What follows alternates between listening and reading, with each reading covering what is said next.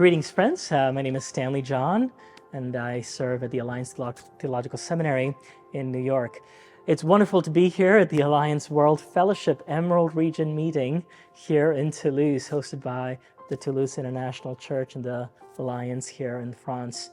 We started the first day of our talk with a focus on the tremendous growth of the church all across the world, in Asia, Africa, Latin America, and the complexities, of course, facing Europe and North America. We looked especially at how Africa has today more Christians than any other continent in the world, and how Africa will shape the future of Christianity in the 21st century.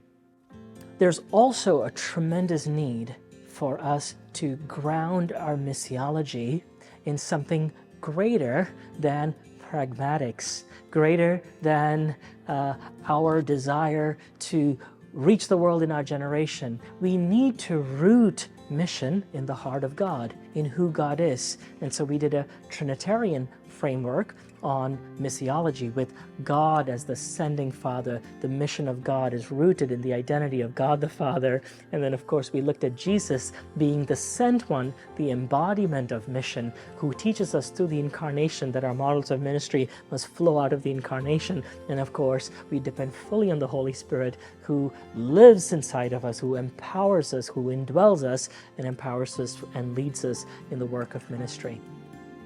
Then, of course, we looked at the importance of ethnic diversity, of course, in the New Testament world, with the diverse groups of people, the common language of Greek, and also facing our churches today all across our world, shaped by migration. Migration is moving people from all over the world to all over the world. Particularly, we are seeing regions of vitality in the global south sending migrants for work and other purposes to the Western world, which is experiencing in many places pockets of decline. And in these places, we are seeing the vitality of immigrant churches coming forth. So the question, of course, is how do we lead in such a diverse world?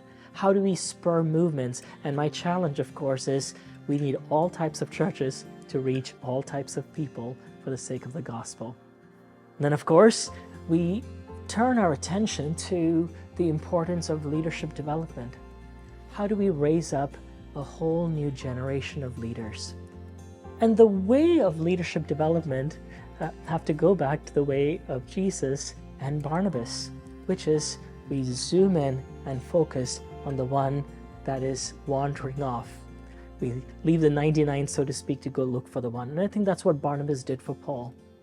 While Paul was away, a decade away, ostracized, cut off from the rest of the community, Barnabas went to Tarsus, got Paul, brought him to Antioch, apprenticed under him, took him on his mission trip, if you will, to Jerusalem with remittances, and then, of course, took him with him on his first missionary journey, and the rest is history as we know it. I think we have to invest in the development of a whole new generation of leaders, and we have to pay special attention to how do we raise up leaders of the second generation?